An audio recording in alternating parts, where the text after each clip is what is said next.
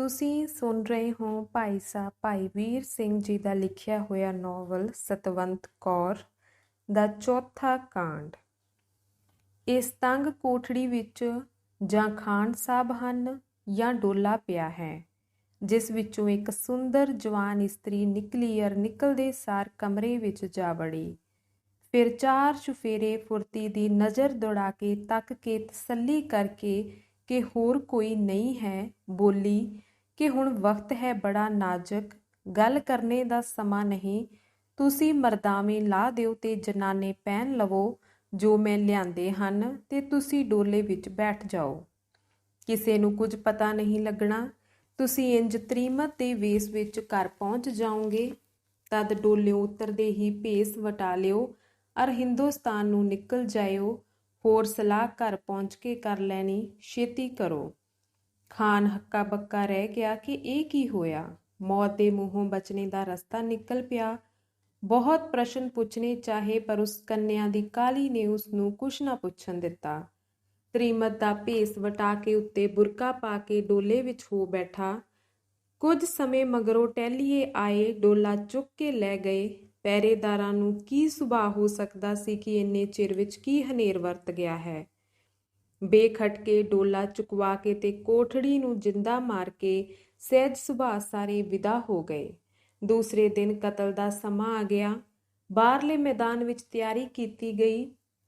ਜਲਾਦ ਤਲਵਾਰ ਲੈ ਕੇ ਆ ਪਹੁੰਚਾ। ਇੱਧਰ ਦੋ ਸਿਪਾਹੀ ਕੋਠੜੀ ਵਿੱਚੋਂ ਕੈਦੀ ਨੂੰ ਕੱਢਣ ਵਾਸਤੇ ਗਏ, ਪਰ ਕੀ ਦੇਖਦੇ ਹਨ ਕਿ ਉੱਥੇ ਕੈਦੀ ਤਾਂ ਕੋਈ ਨਹੀਂ ਹੈ। ਇੱਕ ਮੁਟਿਆਰ ਬੈਠੀ ਹੈ ਤੇ ਮਰਦਾਵੇਂ ਕੱਪੜੇ ਕੋਲ ਪਏ ਹਨ। ਹੱਕੇ ਬੱਕੇ ਹੋ ਕੇ ਉਹਨਾਂ ਨੇ ਦਰੋਗੇ ਨੂੰ ਆਵਾਜ਼ ਦਿੱਤੀ। ਉਸਨੇ ਵੀ ਹੈਰਾਨੀ ਨਾਲ ਅਚਰਜ ਕੌਤਕ ਦੇਖ ਕੇ ਆਪਣਾ ਬੁੱਲ ਟੁਕਿਆ ਅਰ ਕਚੀਚੀ ਵੱਟੀ, ਪਰ ਨਿਰਭੈ ਇਸਤਰੀ ਡਰੀ ਨਹੀਂ, ਗੰਭੀਰ ਬੈਠੀ ਉਹਨਾਂ ਦੇ ਚਿਹਰੇ ਵੱਲ ਤੱਕ ਰਹੀ ਹੈ। ਦਰੋਗਾ: ਹੇ ਤ੍ਰੀਮਤ, ਤੂੰ ਕੌਣ ਹੈ ਅਰ ਖਾਨ ਸਾਹਿਬ ਕਿੱਥੇ ਹਨ? ਤ੍ਰੀਮਤ: ਮੈਂ ਉਹ ਹਾਂ ਜੋ ਕੱਲ ਡੋਲੇ ਵਿੱਚ ਆਈ ਸਾਂ ਅਰ ਖਾਨ ਸਾਹਿਬ ਡੋਲੇ ਵਿੱਚ ਬੈਠ ਕੇ ਚਲੇ ਗਏ। ਤੁਸੀਂ ਉਹਨਾਂ ਦੀ ਥਾਂ ਮੈਨੂੰ ਕਤਲ ਕਰ ਦਿਓ। ਦਰੋਗਾ: ਗਜਬ, ਕਹਿਰ ਇਲਾਹੀ! ਐ ਔਰਤ, ਤੂੰ ਹਨੇਰ ਮਾਰਿਆ, ਮਰਦਾਂ ਦੇ ਕੰਨ ਕੁਤਰੇ, ਸਾਰੀ ਅਕਲ ਮੇਟ ਦਿੱਤੀ। ਤੇਰੀ ਸਜ਼ਾ ਇਹ ਚਾਹੀਦੀ ਹੈ ਕਿ ਤੈਨੂੰ ਇਸੇ ਵੇਲੇ ਡਕਰੇ ਡਕਰੇ ਕਰ ਦਿੱਤਾ ਜਾਵੇ। ਤ੍ਰੀਮਤ: ਠੀਕ ਹੈ, ਮੈਂ ਤਾਂ ਆਪਣਾ ਨਿਮਕ ਹਲਾਲ ਕੀਤਾ ਹੈ, ਇੱਕ ਜਾਨ ਬਚਾਈ ਹੈ। ਤੁਸਾਂ ਜੋ ਸਜ਼ਾ ਦਿਓ ਮੇਰੇ ਲਈ ਸੁਖ ਹੈ। ਚਲਾਓ ਤਲਵਾਰ ਅਰ ਮਾਰੋ ਇੱਕ ਤ੍ਰੀਮਤ ਨੂੰ। ਦਰੋਗਾ: ਠੀਕ, ਅੱਛਾ ਹੈ। ਕੀ ਮੈਂ ਤ੍ਰੀਮਤ ਦੇ ਲਹੂ ਨਾਲ ਹੱਥ ਰੰਗਾ? ਨਹੀਂ ਨਹੀਂ, ਕਦੇ ਨਹੀਂ। ਮੈਂ ਆਪਣੇ ਹੱਥ ਤੀਵੀਂ ਦੇ ਲਹੂ ਨਾਲ ਕਦੇ ਨਹੀਂ ਰੰਗਾਂਗਾ, ਪਰ ਮੈਂ ਮਾਲਕ ਨੂੰ ਕੀ ਮੂੰਹ ਦਿਖਾਵਾਂਗਾ ਕਿ ਐਡਾ ਪੁਰਾਣਾ ਆਦਮੀ ਤੀਵੀਂ ਦੇ ਹੱਥੋਂ ਛਲਿਆ ਗਿਆ। ਤ੍ਰੀਮਤੇ, ਜੇ ਤੈਨੂੰ ਮਾਰਾਂ ਤਦ ਕਾਇਰ, ਜੇ ਛੱਡਾਂ ਨਿਮਕ ਹਰਾਮ, ਜੇ ਮਾਲਕ ਨੂੰ ਦੱਸਾਂ ਤਦ ਉੱਲੂ।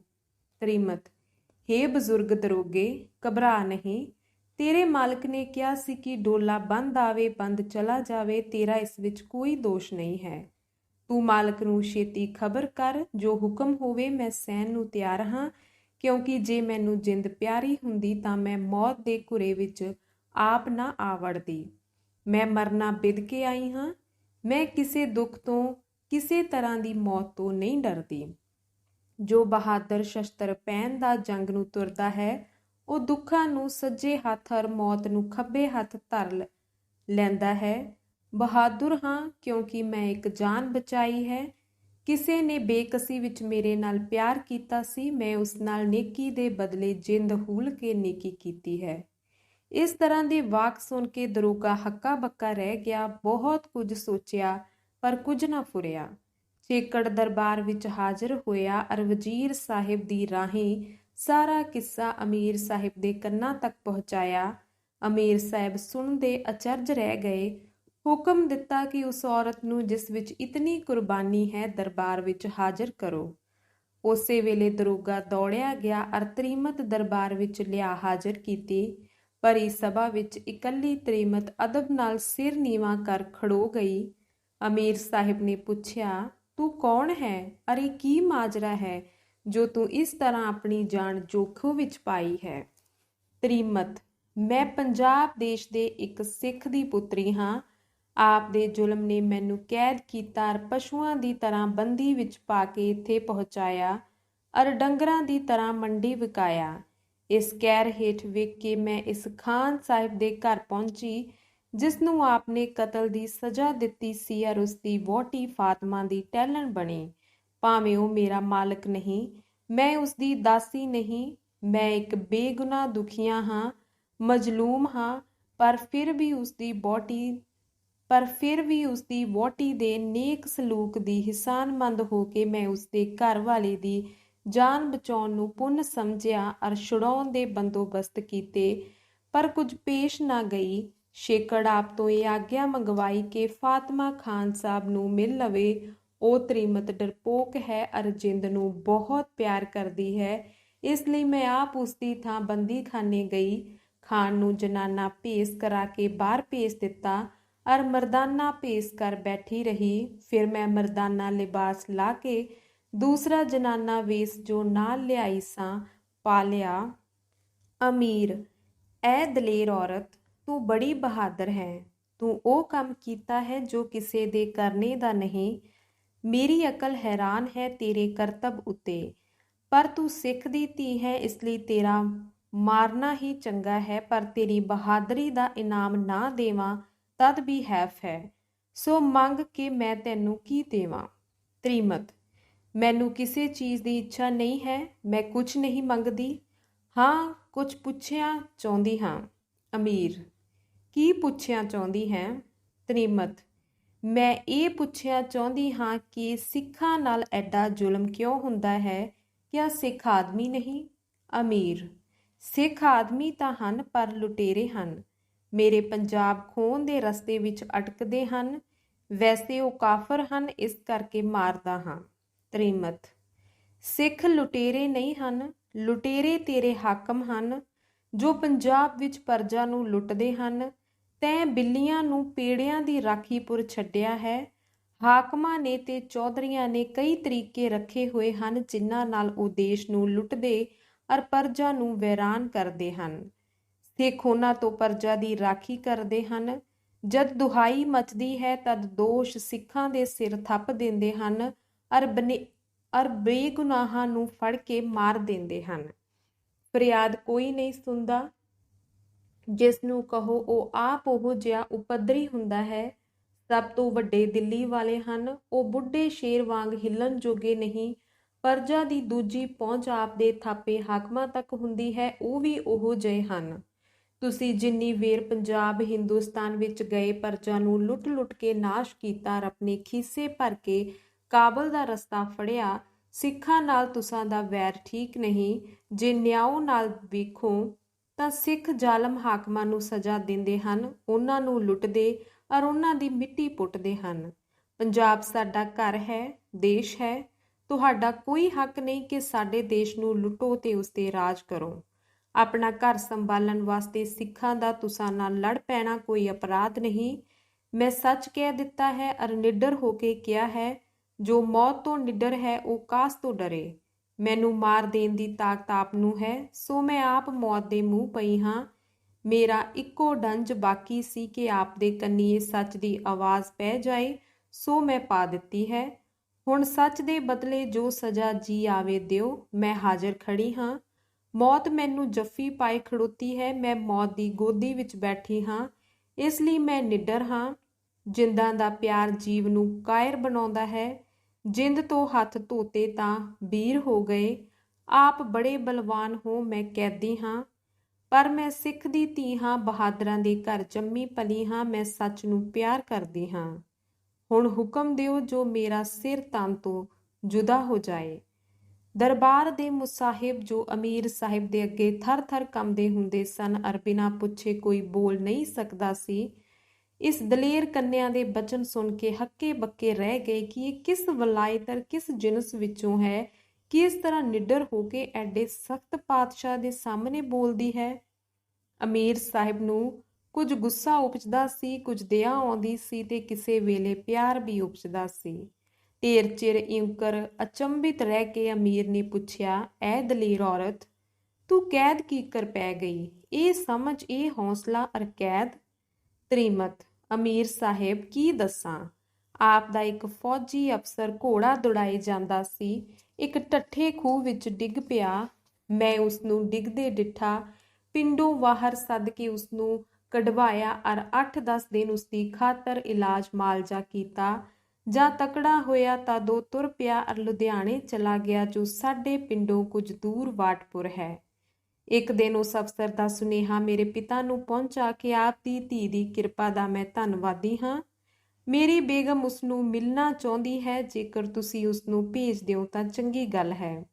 ਮੇਰੇ ਪਿਤਾ ਨੇ ਨਾ ਕਰ ਭੇਜੀ। ਫਿਰ 10 ਦਿਨ ਮਗਰੋਂ ਉਹ ਆਪਣੀ ਵਹੁਟੀ ਸਮੇਤ ਸਾਡੇ ਪਿੰਡ ਪਹੁੰਚਾ ਅਰ ਵਹੁਟੀ ਉਸਦੀ ਮੈਨੂੰ ਮਿਲਣੇ ਆਈ। ਮੇਰਾ ਉਸਦਾ ਪਿਆਰ ਪੈ ਗਿਆ। ਇੱਕ ਦਿਨ ਮੈਂ ਉਸਨੂੰ ਮਿਲਣ ਉਸਦੇ ਤੰਬੂ ਗਈ। ਉਸ ਵੇਲੇ ਮੈਨੂੰ ਉਹਨਾਂ ਕੈਦ ਕਰ ਲਿਆ ਅਰ ਮੈਨੂੰ ਲੈ ਕੇ ਨੱਸ ਗਏ। ਉਹ ਤੀਵੀਂ ਜੋ ਉਸਦੀ ਵਹੁਟੀ ਸੀ, ਕੋਈ ਓਪਰੀ ਤ੍ਰੀਮਤ ਸੀ, ਵਹੁਟੀ ਨਹੀਂ ਸੀ। ਸੋ ਤ੍ਰੀਮਤ ਤਾਂ ਖਿਸਕ ਗਈ ਤੇ ਮੈਨੂੰ ਦੁਸ਼ਟ ਨੇ ਵਿਆਹ ਵਾਸਤੇ ਕਿਹਾ। ਦੂਸਰੇ ਦਿਨ ਤੁਸਾਂ ਆਪਣੇ ਦੇਸ਼ ਨੂੰ ਕੂਚ ਕੀਤੀ ਤੇ ਉਸ ਦੁਸ਼ਟ ਨੂੰ ਡੇਰਿਓਂ ਅੱਗੇ ਤੋਰ ਦਿੱਤਾ। ਇਸੇ ਹਫਲਾ ਤਫਲੀ ਵਿੱਚ ਮੈਂ ਪਿੱਛੇ ਰਹਿ ਗਈ। ਮੈਨੂੰ ਆਪ ਦੇ ਸਿਪਾਹੀਆਂ ਨੇ ਬੱਧੀ ਹੋਈ ਦੇਖ ਕੇ ਕੈਦੀਆਂ ਵਿੱਚ ਰਲਾ ਦਿੱਤਾ, ਜੋ ਆਪ ਨੇ ਸਾਡੇ ਦੇਸ਼ ਵਿੱਚੋਂ ਫੜ ਲਿਆਂਦੇ ਸਨ, ਇਸ ਪਾਪ ਕਰਕੇ ਕਿ ਆਪ ਦਾ ਜੀ ਕਰ ਆਇਆ ਸੀ ਕਿ ਕੁਝ ਗੁਲਾਮ ਫੜ ਲਚਲੀਏ। ਮੈਂ ਵੀ ਹੋਰਨਾਂ ਵਾਂਗ ਇੱਥੇ ਵਿਕ ਗਈ। ਉਸ ਦੁਸ਼ਟ ਦਾ ਫੇਰ ਪਤਾ ਨਹੀਂ ਲੱਗਾ ਕਿ ਕਿੱਧਰ ਗਿਆ। ਅੱਜ ਆਪ ਦੇ ਦਰਬਾਰ ਵਿੱਚ ਉਸਦੀ ਸੂਰਤ ਫਿਰ ਨਜ਼ਰ ਪਈ ਹੈ। ਅਮੀਰ, ਕਿਹੜਾ ਹੈ? ਤ੍ਰੀਮਤ, ਉਂਗਲ ਕਰਕੇ। ਓ ਅਮੀਰ, ਉਸ ਵੱਲ ਮੂੰਹ ਕਰਕੇ। ਫਿਟਕਾਰ ਹੈ ਤੈਨੂੰ ਐ ਮਲਾਉਣ, ਮਿਹਰਬਾਨੀ ਦਾ ਇਹ ਬਦਲਾ ਸੀ? ਲਾਨਤ ਏ ਖੁਦਾ ਬਰਤੋਂ। ਔਰ ਹੋਰ ਵੀ ਗਾਲਾਂ ਦਿੱਤੀਆਂ ਅਰ ਦਰੋਗੇ ਵੱਲ ਮੂੰਹ ਕਰਕੇ ਕਿਹਾ ਕਿ ਇਸ ਲੜਕੀ ਦੀ ਜਾਨ ਬਖਸ਼ੀ ਕੀਤੀ ਤੇ ਉਸਦੀ ਥਾਂ ਇਸ ਨੂੰ ਗੋਲੀ ਨਾਲ ਉਡਾ ਦਿਓ। ਤ੍ਰੀਮਤ, ਅਮੀਰ ਸਾਹਿਬ, ਇਸ ਦੀ ਜਾਨ ਬਖਸ਼ੀ ਕਰੋ। ਇਹਨਾਂ ਦੇ ਮਾਰੇ ਜਾਣ ਨਾਲ ਮੇਰੇ ਦੁਖੜੇ ਮੋੜੇ ਨਹੀਂ ਜਾ ਸਕਦੇ।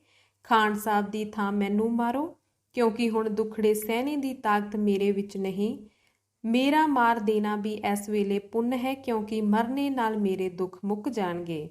ਇਹ ਬਚਨ ਕੁਝ ਐਸੇ ਅਸਰ ਵਾਲੇ ਪਏ ਕਿ ਅਮੀਰ ਦਾ ਦਿਲ ਭਰ ਆਇਆ ਅਰ ਬੋਲਿਆ, ਹੇ ਤ੍ਰੀਮਤ, ਤੂੰ ਮੰਗ ਜੋ ਕੁਝ ਤੇਰਾ ਜੀ ਚਾਹੇ, ਮੈਨੂੰ ਤੇਰੇ ਤੇ ਤਰਸ ਆ ਗਿਆ ਹੈ।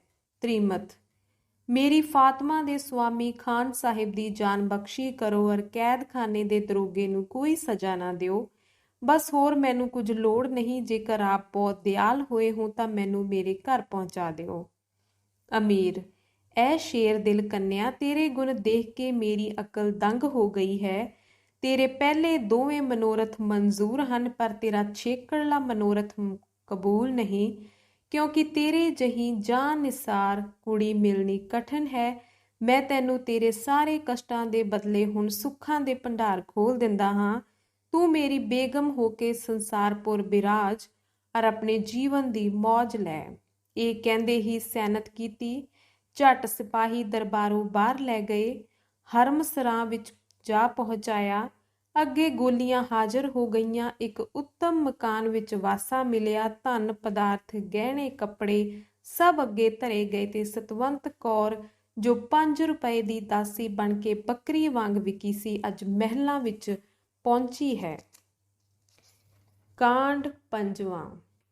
ਸਤਵੰਤ ਕੌਰ ਮਹਿਲੀ ਪਹੁੰਚ ਗਈ, ਪਰ ਉੱਥੇ ਕੀ ਕੀਤੋ ਸੂ? ਰੋਈ ਪਿੱਟੀ ਉਦਾਸ ਹੋਈ? ਹਾਂ, ਪਹਿਲੇ ਤਾਂ ਕੁਛ ਦਿਲਗੀਰ ਹੋਈ, ਪਰ ਫਿਰ ਤਾਂ ਉਸਦਾ ਚਿਹਰਾ ਟਹਿਕ ਆਇਆ। ਜੇਕਰ ਬਦਲੀ ਸੂਰਜ ਅੱਗੋਂ ਹਟ ਜਾਵੇ ਤਾਂ ਧੁੱਪ ਚਮਕ ਉੱਠਦੀ ਹੈ। ਪੱਕੇ ਦਿਲ ਤੇ ਬੇਪਰਵਾਹੀ ਦੀ ਸੁਰ ਨਾਲ ਮਹਿਲ ਵਿੱਚ ਜਾ ਬੈਠੀ। ਕੱਪੜੇ ਬਦਲ ਲਏ, ਸੂਰਤ ਵਟਾ ਲਈ, ਗੋਲੀਆਂ ਬਾਂਦੀਆਂ ਨੂੰ ਹੁਕਮ ਹੇਠ ਕਰ ਲਿਆ। ਸਾਰੇ ਮਹਿਲ ਦੇ ਕਮਰੇ ਫਿਰ ਫਿਰ ਕੇ ਝਟਪਟ ਦੇਖ ਲਏ। ਕੋਈ ਜਾਣੇ ਜੋ ਸਦਾ ਹੀ ਇੱਥੇ ਰਹਿੰਦੀ ਸੀ। ਟਹਿਲ ਵਾਲੀਆਂ ਨੂੰ ਅੱਡ-ਅੱਡ ਕੰਮੀ ਲਾ ਦਿੱਤਾ ਤੇ ਆਪ ਇਕੱਲੀ ਹੋ ਕੇ ਕੁਝ ਅਸਚਰਜ ਕੰਮ ਕਰਦੀ ਰਹੀ। ਜਦ ਰਾਤ ਹੋਈ, ਅਮੀਰ ਸਾਹਿਬ ਮਹਿਲੀ ਆਏ, ਆ ਕੇ ਬੈਠ ਗਏ। ਸਤਵੰਤ ਕੌਰ ਨੂੰ ਵੇਖ ਕੇ ਪ੍ਰਸੰਨ ਹੋਏ। ਸਿਆਣੀ ਮਾਲਣ ਵੀ ਫੁੱਲਾਂ ਦੀ ਟੋਕਰੀ ਲੈ ਆਈ। ਉਧਰ ਨਿਕਾਹ ਪੜਨ ਵਾਸਤੇ ਕਾਜੀ ਆ ਗਿਆ ਕਿ ਅਚਾਨਕ ਸਾਰਾ ਕਮਰਾ ਧੂਏ ਨਾਲ ਭਰ ਗਿਆ। अमीर साहिब भी घबरा गए और सतवंत कौर भी घाबरी भी ऐसी कदी किधरे और कदी किधरे देखदी फिरे। छेकड़ एक कमरे दा बूहा खुलिया तां धुएं दा बदल ही उधरों आ वड़िया और दूजी पल विच भमाके मारदी अग फैली। इस वेले ऐसी हफला तफली मची और हलचल पई कि किसी नूं कुछ ना सुझा। अपनी जिंद बदले सब उठ नसे। गोलियां किते ते बांदियां किते, अमीर साहिब किते ते सतवंत कौर किते।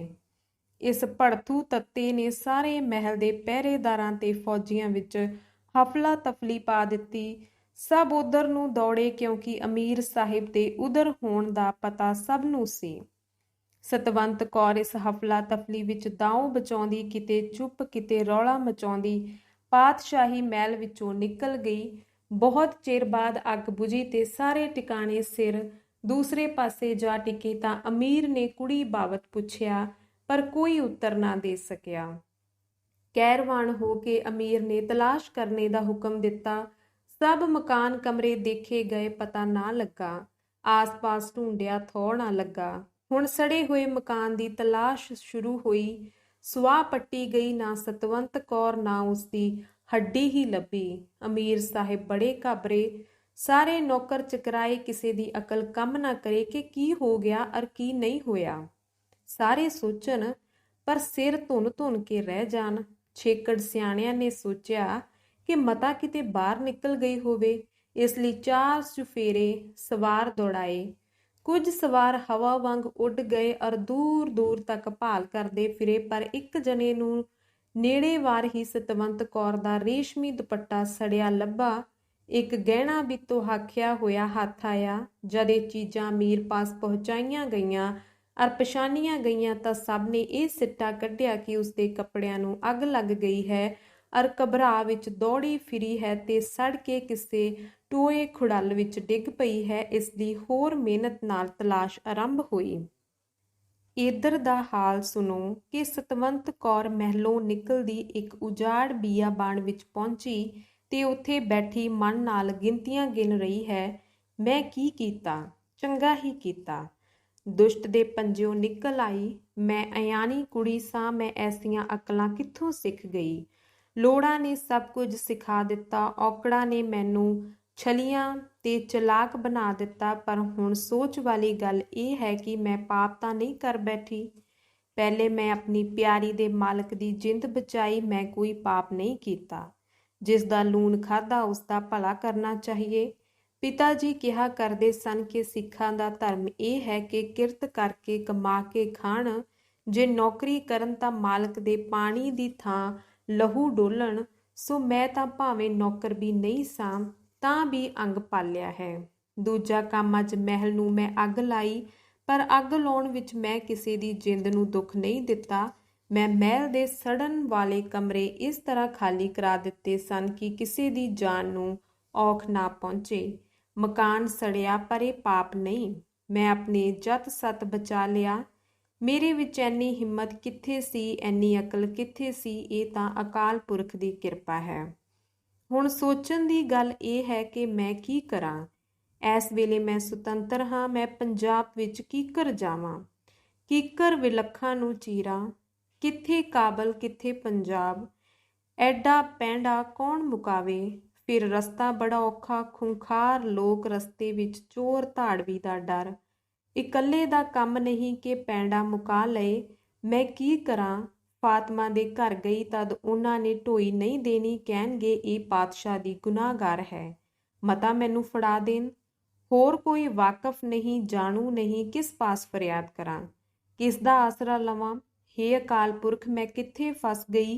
तू बड़ा दयालु है, कोई मेरा उपराला कर जो इस औकड़ विचों निकलां, या मेरा शरीर ही चल जावे जो दुखड़ियां तो छुटां। सतवंत कौर इस तरह दीयां सोचां विच डुੱਬੀ होई ढेर सारा चिर पई रही, पर कोई गल ना औड़ी। छेकड़ विचारी नूं इक्को ही रस्ता नज़र आवे कि फातमा दे घर जाके यतन करां, जो खबरे तरस खा के वो कुछ सहायता करे। ये गल पुलिस नूं पक्का निश्चा सी कि खान साहिब शायद मेरी मदद नहीं करनगे, क्योंकि पातशाह तो डरनगे। ਪਰ ਫਾਤਮਾ ਪੁਰ ਕੁਝ ਭਰੋਸਾ ਪੈਂਦਾ ਸੀ, ਇਸ ਲਈ ਹੁਣ ਜੁਗਤਾ ਸੋਚਣ ਲੱਗੀ ਕਿ ਐਸੇ ਢੰਗ ਨਾਲ ਘਰ ਪਹੁੰਚਾਂ ਜੋ ਬਿਨਾਂ ਫਾਤਮਾ ਦੇ ਕਿਸੇ ਨੂੰ ਪਤਾ ਨਾ ਲੱਗੇ। ਸੋ ਵਿਚਾਰੀ ਢੰਗ ਸੋਚਦੀ ਉਸਦੇ ਘਰ ਨੂੰ ਗਈ। ਅੱਗੋਂ ਬੂਹੇ ਬੰਦ ਸਨ। ਇਹ ਵਿਚਾਰੀ ਇੱਕ ਵਧਾਂ ਦੇ ਹੇਠ ਵਾਰ ਮੂੰਹ ਸਿਰ ਲਪੇਟ ਕੇ ਗੁੱਛਾ ਹੋ ਕੇ ਪੈ ਗਈ। ਇਉਂ ਜਾਪਦਾ ਸੀ ਕਿ ਕੋਈ ਪੱਥਰ ਪਿਆ ਹੈ। ਕੋਈ 3 ਘੜੀਆਂ ਮਗਰੋਂ ਘੋੜਿਆਂ ਦੀਆਂ ਟਾਪਾਂ ਦੀ ਆਵਾਜ਼ ਆਈ। ਦੂਰੋਂ ਚਾਨਣਾ ਦਿਸਿਆ। ਸਤਵੰਤ ਕੌਰ ਦਾ ਕਲੇਜਾ ਮੁੱਠ ਵਿੱਚ ਆ ਗਿਆ ਅਰ ਸਮਝ ਗਈ ਕਿ ਮੇਰੀ ਭਾਲ ਵਿੱਚ ਕੋਈ ਆਇਆ ਹੈ। ਇਹ ਸੋਚ ਕੇ ਉੱਥੋਂ ਉੱਠੀ ਅਰ ਸਾਹਮਣੇ ਜਾ ਖਲੋਤੀ। ਇੱਕ ਘਰ ਬੜਾ ਪੁਰਾਣਾ ਜਿਹਾ ਸੀ ਅਰ ਇਸ ਦਾ ਇੱਕ ਬੁਖਾਰਚੇ ਦੀ ਵਜ੍ਹਾ ਦਾ ਬਣਿਆ ਹੋਇਆ ਹਿੱਸਾ ਸਖਣਾ ਤੇ ਓਲੇਵਾਰ ਸੀ, ਪਰ ਇਸ ਪੁਰ ਚੜ੍ਹਨਾ ਕਠਿਨ ਸੀ। ਸਤਵੰਤ ਕੌਰ ਦੇਖਦੀ ਸੀ ਕਿ ਇਹ ਥਾਂ ਤਾਂ ਬਚਾਓ ਦੀ ਹੈ, ਪਰੰਤੂ ਚੜ੍ਹਨੇ ਦਾ ਢੱਬ ਨਾ ਲੱਭੇ। ਜਿੰਦ ਬੜੀ ਪਿਆਰੀ ਚੀਜ਼ ਹੈ, ਆਪਣਾ ਬਚਾਓ ਆਪ ਕੱਢ ਲੈਂਦੀ ਹੈ। ਆਪਣੇ ਉੱਪਰਲੇ 3 ਕੱਪੜੇ ਇੱਕ ਦੂਜੇ ਨੂੰ ਬੰਨ੍ਹ ਕੇ ਇੱਕ ਸਿਰੇ ਤੇ ਇੱਟ ਜਿਹਾ ਰੋੜਾ ਬੰਨ੍ਹਿਆ ਅਰ ਉਸ ਵਧਾ ਦੇ ਥੰਮੇ ਦੇ ਦੁਆਲੇ ਐਂਕੁਰ ਸਿੱਟਿਆ ਕਿ ਦੂਜਾ ਸਿਰਾ ਆਪਣੇ ਹੱਥ ਵਿੱਚ ਆ ਗਿਆ। ਉਸ ਨੂੰ ਕਾਬੂ ਕਰਕੇ ਤੇ ਪੈਰ ਕੰਧ ਨੂੰ ਦੇ ਕੇ ਚੜ੍ਹ ਗਈ ਔਰ ਉੱਤੇ ਲੁਕ ਕੇ ਹੋ ਬੈਠੀ। ਹੁਣ ਸਤਵੰਤ ਕੌਰ ਹੇਠਲਾ ਹਾਲ ਦੇਖਦੀ ਸੀ, ਪਰ ਉਸ ਨੂੰ ਕੋਈ ਨਹੀਂ ਸੀ ਵੇਖਦਾ। ਪਲੋ ਪਲੀ ਵਿੱਚ ਕੀ ਦੇਖਦੀ ਹੈ ਕਿ ਕੁਝ ਸਵਾਰ ਮਸ਼ਾਲਾਂ ਲਈ ਆ ਗਏ ਹਨ। ਇਹਨਾਂ ਨੇ ਖਾਨ ਸਾਹਿਬ ਦਾ ਬੂਹਾ ਖੁੱਲ੍ਹਾ ਕੇ ਪੁੱਛਿਆ ਕਿ ਸਿੱਖ ਲੜਕੀ ਇੱਧਰ ਤਾਂ ਨਹੀਂ ਆਈ। ਉਹਨਾਂ ਨੇ ਸਾਰੇ ਘਰ ਦੀ ਤਲਾਸ਼ੀ ਵੀ ਲਈ, ਪੱਤਾ ਪੱਤਾ ਢੂੰਡਿਆ, ਹਰ ਨੁੱਕਰ ਹਰ ਥਾਂ ਦੇਖਿਆ, ਪਰ ਸਿੱਖ ਕੰਨਿਆਂ ਦਾ ਮੁਸ਼ਕ ਵੀ ਨਾ ਪਾਇਆ। ਅੱਕ ਕੇ ਹਾਰ ਕੇ ਤੁਰ ਗਏ। ਸਤਵੰਤ ਕੌਰ ਸਾਹ ਵੱਟ ਕੇ ਦੇਖਦੀ ਰਹੀ। ਦਿਲ ਧੜਕਦਾ ਹੈ। ਸਹਿਮ ਚਿੰਤਾ ਨੇ ਡੇਰੇ ਲਾ ਰੱਖੇ ਹਨ। ਨਿਰਾਸ਼ਾ ਤੇ ਆਸਾ ਦਾ ਘੋਲ ਹੋ ਰਿਹਾ ਹੈ। ਤਾਰੇ ਗਿਣਦਿਆਂ ਤੇ ਗਿਣਤੀਆਂ ਕਰਦਿਆਂ ਰਾਤ ਦਾ ਹਨੇਰਾ ਘਟ ਗਿਆ ਤੇ ਪੌ ਫੁਟਾਲਾ ਆ ਗਿਆ। ਸਤਵੰਤ ਕੌਰ ਨੇ ਡਿੱਠਾ ਕਿ ਖਾਨ ਸਾਹਿਬ ਬੰਦੂਕ ਲੈ ਕੇ ਤੇ 5-4 ਟਹਿਲ ਵਾਲੇ ਨਾਲ ਕਰਕੇ ਘਰੋਂ ਨਿਕਲੇ ਹਨ। ਇਹਨਾਂ ਦੇ ਮਗਰੋਂ 2 ਕੁ ਨੌਕਰ ਬਾਜ਼ਾਰ ਨੂੰ ਗਏ। ਹੁਣ ਸਤਵੰਤ ਕੌਰ ਨੇ ਲੇਖਾ ਲਾ ਕੇ ਸਮਝ ਲਿਆ ਕਿ ਆਦਮੀ ਨੌਕਰ ਘਰ ਵਿੱਚ ਕੋਈ ਨਹੀਂ ਰਿਹਾ। ਤਰੀਮਤਾਂ ਹਨ, ਸੋ ਆਪੋ ਆਪਣੇ ਕਮਰਿਆਂ ਵਿੱਚ ਹੋਣਗੀਆਂ। ਫਾਤਮਾ ਦੇ ਅੰਦਰ ਕੋਈ ਨਹੀਂ ਹੋਣਾ। ਇਹ ਵੇਲਾ ਹੈ, ਸੋ ਮੈਂ ਆਪਣੀ ਸੁਆਣੀ ਨੂੰ ਜਾ ਮਿਲਾਂ ਤਾਂ। ਇਹ ਵਿਚਾਰ ਕਰਕੇ ਹੇਠਾਂ ਉਤਰੀ ਅਰ ਆਪਣੇ ਕੱਪੜੇ ਵਲੇਟ ਵਲਾਟ ਹੋਰ ਤਰ੍ਹਾਂ ਦਾ ਮੂੰਹ ਕਰਕੇ ਸਿਰ ਤੇ ਵੀ ਕੱਪੜਾ ਵਲੇਟ ਕੇ ਚੁੱਪ ਕੀਤੀ ਅੰਦਰ ਵੜ ਗਈ ਅਰ ਸਾਹ ਵੱਟ ਕੇ ਕਦਮ ਰੱਖਦੀ ਗੋਲੀਆਂ ਦੀ ਨਜ਼ਰ ਤੋਂ ਬਚਦੀ ਫਾਤਮਾ ਦੇ ਅੰਦਰ ਜਾ ਵੜੀ। ਨੀਗਰ ਤਾਂ ਸੁੱਤਾ ਪਿਆ ਸੀ, ਪਰ ਫਾਤਮਾ ਉੱਠ ਬੈਠੀ ਸੀ। ਇਹ ਅਚਰਜ ਸੂਰਤ ਵੇਖ ਕੇ ਫਾਤਮਾ ਡਰ ਗਈ ਅਰ ਚੀਕ ਮਾਰ ਕੇ ਦੁਹਾਈ ਦੇਣ ਲੱਗੀ ਹੀ ਸੀ ਕਿ ਸਤਵੰਤ ਕੌਰ ਨੇ ਸੈਨਤ ਮਾਰੀ ਅਰ ਛੇਤੀ ਨਾਲ ਮੂੰਹ ਨੰਗਾ ਕਰਕੇ ਦਿਖਾਇਆ, ਜਿਸ ਤੋਂ ਫਾਤਮਾ ਨੂੰ ਠੰਡ ਤਾਂ ਪੈ ਗਈ, ਪਰ ਇਹ ਹੈਰਾਨੀ ਲੱਗ ਗਈ ਕਿ ਇਹ ਤਾਂ ਅਮੀਰ ਸਾਹਿਬ ਦੀ ਬੇਗਮ ਬੰਦੀ ਸੁਣੀ ਸੀ। ਇੱਥੇ ਮੇਰੇ ਪਾਸ ਕੀਕਨ ਆ ਗਈ। ਰਾਤੀ ਸਿਪਾਹੀ ਇਸੇ ਦੀ ਭਾਲ ਵਿੱਚ ਆਏ ਸਨ।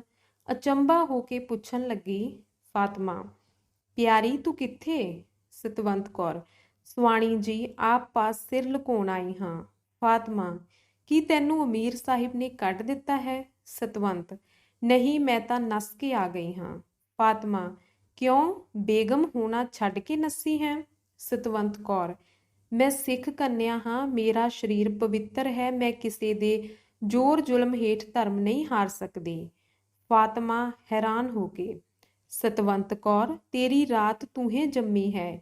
ਤੇਰੇ ਜੈਸੀ ਕਨੀਜ਼ ਕਦੇ ਹਿੰਦੁਸਤਾਨ ਵਿੱਚੋਂ ਨਹੀਂ ਆਈ। ਤੂੰ ਤਾਂ ਕਾਜ਼ੀਆਂ ਮੁੱਲਾਂ ਨਾਲੋਂ ਵੀ ਵਧੀਕ ਦੀਨਦਾਰ ਹੈ। ਅਕਲ ਤੇਰੀ ਲੁਕਮਾਨ ਤੋਂ ਉੱਤੇ ਹੈ। ਮੇਰੇ ਸਿਰ ਉਪਕਾਰ ਕੀਤਾ ਹੈ, ਮੈਂ ਤੇਰੀ ਰਿਣੀ ਹਾਂ। ਕੁਝ ਸੇਵਾ ਦੱਸ ਕੇ ਮੈਂ ਤੇਰੀ ਟਹਿਲ ਕਰਾਂ। ਸਤਵੰਤ ਕੌਰ, ਮੈਂ ਕੁਝ ਨਹੀਂ ਕੀਤਾ। ਜੋ ਹੋਇਆ ਤੇਰੇ ਭਾਗਾਂ ਨਾਲ। ਮੈਂ ਬੜੀ ਸ਼ੁਕਰਗੁਜ਼ਾਰ ਹਾਂ ਕਿ ਤੁਸੀਂ ਐਤਨੀ ਕਿਰਪਾ ਕਰਦੇ ਹੋ। ਹੁਣ ਮੇਰੇ ਪਰ ਦਇਆ ਕਰਨੇ ਦਾ ਵੇਲਾ ਹੈ, ਕਿਉਂਕਿ ਮੈਂ ਅਮੀਰ ਦੇ ਮਹਿਲਾਂ ਤੋਂ ਨੱਸੀ ਹਾਂ ਅਰ ਮੇਰੇ ਫੜਨੇ ਲਈ ਆਦਮੀ ਫਿਰ ਰਹੇ ਹਨ। ਮੈਨੂੰ ਕੁਝ ਚਿਰ ਆਪਣੇ ਘਰ ਵਿੱਚ ਇਉਂ ਲੁਕਾ ਰੱਖੋ ਕਿ ਤੇਰੇ ਬਾਝ ਹੋਰ ਕੋਈ ਨਾ ਜਾਣੇ। ਫਾਤਮਾ, ਠੀਕ ਹੈ। ਅੱਧੀ ਰਾਤ ਸਰਕਾਰੀ ਸਵਾਰ ਇੱਥੇ ਵੀ ਭਾਲ ਕਰ ਗਏ ਹਨ। ਮੈਂ ਤੇਰੀ ਸਹਾਇਤਾ ਖੁਸ਼ੀ ਨਾਲ ਕਰਾਂਗੀ ਅਰ ਤੇਰੇ ਲੁਕਾਉਣ ਦਾ ਪੂਰਾ ਬੰਨ ਨੂੰ ਬੰਨਾਂਗੀ। ਤੂੰ ਘਾਬਰ ਨਹੀਂ। ਇਹ ਕਹਿ ਕੇ ਫਾਤਮਾ ਨੇ ਆਪਣੇ ਕਮਰੇ ਦੇ ਨਾਲ ਦਾ ਬੂਹਾ ਖੋਲ੍ਹਿਆ ਅਰ ਉੱਥੋਂ ਇੱਕ ਹੋਰ ਪਾਸੇ ਦਾ ਤਖਤਾ ਕਿਸੇ ਹਿਕਮਤ ਨਾਲ ਹਿਲਾ ਕੇ ਪਰੇ ਕੀਤਾ ਤੇ ਅੰਦਰ ਜਾ ਕੇ ਕਿਹਾ ਕਿ ਸਤਵੰਤ ਕੌਰ, ਇਹ ਕਮਰਾ ਤੇਰੇ ਵਸਣੇ ਦੀ ਥਾਂ ਹੋਵੇਗਾ। ਇੱਥੇ ਕੋਈ ਨਹੀਂ ਆਉਂਦਾ, ਨਾ ਕਿਸੇ ਨੂੰ ਇਸ ਕਮਰੇ ਦਾ ਪਤਾ ਹੈ। ਇਹ ਸਾਡੇ ਵੱਡਿਆਂ ਦੇ ਵੇਲੇ ਕੁਵੇਲੇ ਲਈ ਬਣਾਏ ਹੋਏ ਚੋਰ ਥਾਂ ਹਨ। ਮੈਂ ਸੰਝ ਸਵੇਰੇ ਦੁਪਹਿਰੇ ਹਰ ਵੇਲ ਦੇ ਵੇਲੇ ਬਾਹਰਲੇ ਬੂਹੇ ਮਾਰ ਕੇ ਤੇਰੇ ਪਾਸ ਆ ਬੈਠਿਆ ਕਰਾਂਗੀ, ਅਰ ਮੇਰੇ ਸਿਵਾ ਇਸ ਭੇਤ ਨੂੰ ਕੋਈ ਨਹੀਂ ਜਾਣੇਗਾ। ਤੈਨੂੰ ਖਾਣੇ ਵਾਸਤੇ ਫਲ ਤੇ ਹੋਰ ਜੋ ਚਾਹੇ ਮੈਂ ਪਹੁੰਚਾਇਆ ਕਰਾਂਗੀ। ਜੇ ਤੂੰ ਬਾਹਰ ਘਰ ਵਿੱਚ ਜਾਣਾ ਲੋੜੇ ਤਾਂ ਅੱਧੀ ਰਾਤ ਆ ਕੇ ਲੈ ਚੱਲਿਆ ਕਰਾਂਗੀ। ਹੋਰ ਜੋ ਕੁਝ ਕਹੇ ਮੈਂ ਤੇਰੇ ਲਈ ਕਰਨੇ ਨੂੰ ਹਾਜ਼ਰ ਹਾਂ। ਤੂੰ ਮੇਰੇ ਸਿਰ ਬੜਾ ਉਪਕਾਰ ਕੀਤਾ ਹੈ, ਤੇਰੀਆਂ ਦੇਣੀਆਂ ਮੈਂ ਦੇ ਨਹੀਂ ਸਕਦੀ। ਧੰਨ ਤੂੰ ਹੈ, ਧੰਨ ਤੇਰਾ ਜਨਮ ਹੈ। ਮੈਨੂੰ ਤੂੰ ਬਿਨਾਂ ਦੰਮਾਂ ਤੋਂ ਮੁੱਲ ਲੈ ਲਿਆ ਹੈ। ਅੱਗੇ ਤਾਂ ਤੂੰ ਮੇਰੀ ਦਾਸੀ ਸੈਂ ਅਰ ਮੈਂ ਤੇਰੀ ਮਾਲਕ ਸਾਂ। ਹੁਣ ਤੂੰ ਮੇਰੀ ਮਾਲਕ ਹੈ ਅਰ ਮੈਂ ਤੇਰੀ ਦਾਸੀ ਹਾਂ। ਤੇਰੀ ਕਿਰਪਾ ਨਾਲ ਮੇਰਾ ਉਜੜਿਆ ਘਰ ਵਸਿਆ, ਤੇਰੀ ਕਿਰਪਾ ਨਾਲ ਮੇਰੇ ਪਤੀ ਦੀ ਜਾਨ ਬਖਸ਼ੀ ਹੋਈ, ਤੇਰੀ ਕਿਰਪਾ ਨਾਲ ਮੇਰਾ ਪਤੀ ਮੇਰਾ ਹੋ ਗਿਆ ਜੋ ਹੁਣ ਮੈਨੂੰ ਬੜਾ ਪਿਆਰ ਕਰਦਾ ਹੈ। ਤੇਰੀ ਕਿਰਪਾ ਨਾਲ ਸੰਸਾਰ ਵਿੱਚ ਮੂੰਹ ਦੇਣ ਜੋਗੇ ਰਹਿ ਗਏ। ਹੁਣ ਤੈਨੂੰ ਲੋੜ ਪਈ ਹੈ, ਮੇਰਾ ਸਰੀਰ ਮੇਰੀ ਦੌਲਤ ਸਭ ਤੇਰੇ ਅੱਗੇ ਹਾਜ਼ਰ ਹੈ। ਸਤਵੰਤ ਕੌਰ, ਪਿਆਰੀ ਸੁਆਣੀ ਜੀ, ਮੇਰਾ ਲੂ ਤੁਹਾਥੋਂ ਵਾਰ ਨਹੀਂ ਜਾਂਦਾ ਹੈ। ਜੋ ਤੁਸਾਂ ਮੇਰੇ ਨਾਲ ਉਪਕਾਰ ਕੀਤਾ ਹੈ ਅਰ ਐਡਾ ਦਿਲਾਸਾ ਦਿੱਤਾ ਹੈ, ਧੰਨ ਤੁਸੀਂ ਹੋ ਜਿਨ੍ਹਾਂ ਐਤਨੀ ਕਿਰਪਾ ਕੀਤੀ ਹੈ। ਸ਼ੁਕਰ ਹੈ ਅਕਾਲ ਪੁਰਖ ਦਾ। ਮੈਂ ਵੀ ਆਪ ਨੂੰ ਬਹੁਤ ਤਕਲੀਫ ਨਹੀਂ ਦੇਵਾਂਗੀ। ਇਕੱਲੀ ਬੈਠੀ ਮੈਂ ਦਿਨ ਰਾਤ ਬਿਤਾਵਾਂਗੀ, ਅੱਕਾਂਗੀ ਨਹੀਂ। ਅੱਠੀ ਪਹਿਰੀ ਇੱਕ ਫੇਰਾ ਕਰ ਜਾਇਆ ਕਰਨਾ ਅਰ ਇੱਕ ਅੱਧ ਸੇਰ ਅੰਗੂਰ ਤੇ ਕੁਛ ਦੁੱਧ ਆਦਿਕ ਦੇ ਜਾਇਆ ਕਰਨਾ। ਮੇਰੇ ਵਾਸਤੇ ਇਹ ਕੁਝ ਬਸ ਹੈ, ਪਰ ਇਹ ਕਿਰਪਾ ਕਰਨੀ ਕਿ ਦੂਜੇ ਦੇ ਕੰਨੀ ਖਬਰ ਨਾ ਪਵੇ, ਨਾ ਤੁਹਾਡੇ ਪਤੀ ਦੇ, ਨਾ ਕਿਸੇ ਨੌਕਰ ਦੇ, ਇੱਥੋਂ ਤੀਕ ਕਿ ਕਾਕੇ ਨੂੰ ਵੀ ਖਬਰ ਨਾ ਹੋਵੇ, ਕਿਉਂਕਿ ਇਸ ਭੇਤ ਦੇ ਖੁੱਲਿਆਂ ਨਾ ਕੇਵਲ ਮੈਨੂੰ ਆਪਦਾ ਪਵੇਗੀ, ਸਗੋਂ ਤੁਸੀਂ ਬੜੇ ਦੁੱਖ ਵਿੱਚ ਫਸ ਜਾਓਗੇ। ਫਾਤਮਾ, ਰੱਬ ਚੰਗੀ ਕਰੇਗਾ। ਆ ਇੱਕ ਹੋਰ ਬੂਹਾ ਹੈ, ਜੇ ਕਦੇ ਕੋਈ ਮੁਸੀਬਤ ਪਹੁੰਚੀ ਦੇਖੋ ਤਦ ਇਸ ਨੂੰ ਖੋਲ ਦੇਣਾ। ਇੱਥੋਂ ਬਾਹਰ ਜੰਗਲ ਨੂੰ ਸੁਰੰਗੋ ਸੁਰੰਗ ਬਾਹਰ ਨਿਕਲ ਜਾਂਦਾ ਹੈ। ਅੱਗੇ ਕੁਝ ਪੱਥਰ ਹਨ ਜੋ ਛੇਤੀ ਰਾਹ ਦਿੰਦੇ ਹਨ, ਸੋ ਝੱਟ ਇੱਧਰੋਂ ਨਿਕਲ ਜਾਣਾ। ਧੰਨਵਾਦ।